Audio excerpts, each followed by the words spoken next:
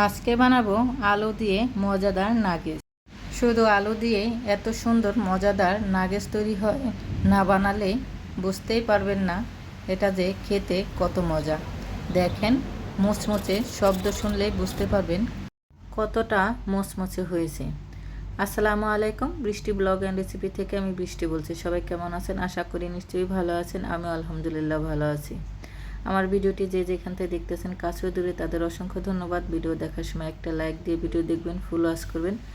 ভিডিওটি যদি খুব ভালো লাগে আমার পাশে রয়ে যাবেন, আমার ইউটিউব চ্যানেলটা সাবস্ক্রাইব করবেন। আর ফেসবুক পেজটা যারা দেখতেছেন প্লিজ আমার ফেসবুক পেজটা সবাই ফলো দেবেন। এখানে আমি আলুগুলো ছিলে ভালো করে সেদ্ধ করে নিয়েছি। এখন সেই সেদ্ধ আলু ভালো করে ম্যাশ করে নেব।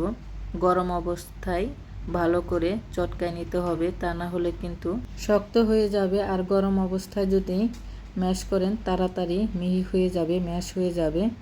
তো আমার আলুটা একটু শক্ত তো আমি গরম অবস্থায় করছি, তারপরে শক্ত ছিল। গ্রেটার দিয়ে গ্রেট করে নিলাম। এখন আমি 1 চামচ, গোল চামচের 1 চামচ ময়দা দিয়ে দিলাম, অল্প বেরেস্তা দিয়ে দিলাম, তারপর হলুদের গুঁড়া, মরিচের গুঁড়া, ধনিয়া গুঁড়া, জিরা গুঁড়া, গরম মশলা, দারচিনি, এলাচের গুঁড়া, স্বাদ মতন লবণ দিয়ে আরেকটা মশলা দিয়েছি, চটপটির মশলা। সবই দেখতে পেলেন কতটুক করে দিলাম। তো এখন আমি হাত দিয়ে ভালো করে মাখিয়ে নিচ্ছি। একটা আটার খামির মতন খামি করে নিলাম। এই বাটিতে একটা ডিম ফাটিয়ে নেব। কাঁটা চামচ দিয়ে ডিমটা ফাটিয়ে নিলাম, এক পাশে রেখে দেব বাটিটা। এখন আমি রুটি বলার ফিরি নিয়ে নিয়েছি, ফিরির মধ্যে আলুর খামিটা নিয়ে নিলাম। এখন রোল করব।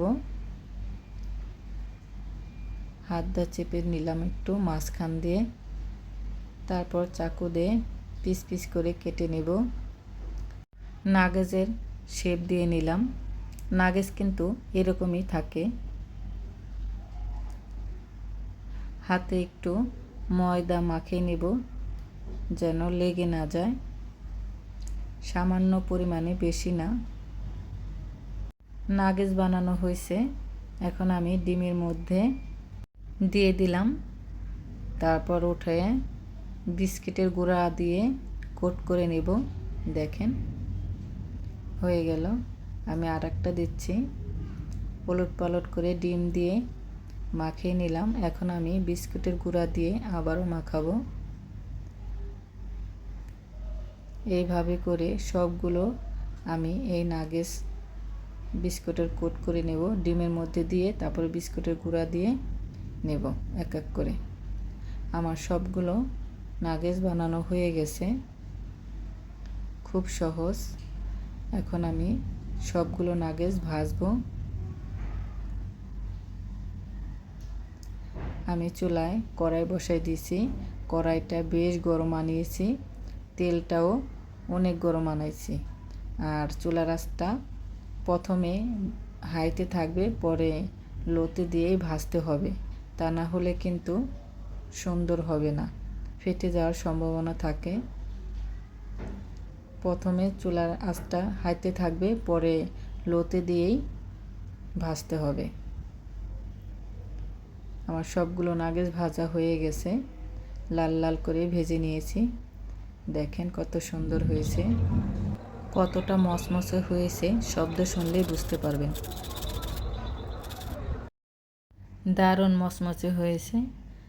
সন্ধ্যায়, বিকেলের নাস্তায়, যে কোনো সময় খেতে কিন্তু দারুণ। মেহমান আসলে ঝটপট বানিয়ে দিতে পারেন। তো ভিডিওটি যদি ভালো লাগে লাইক কমেন্ট করবেন, শেয়ার করবেন, আমার ইউটিউব চ্যানেলটা সাবস্ক্রাইব করবেন।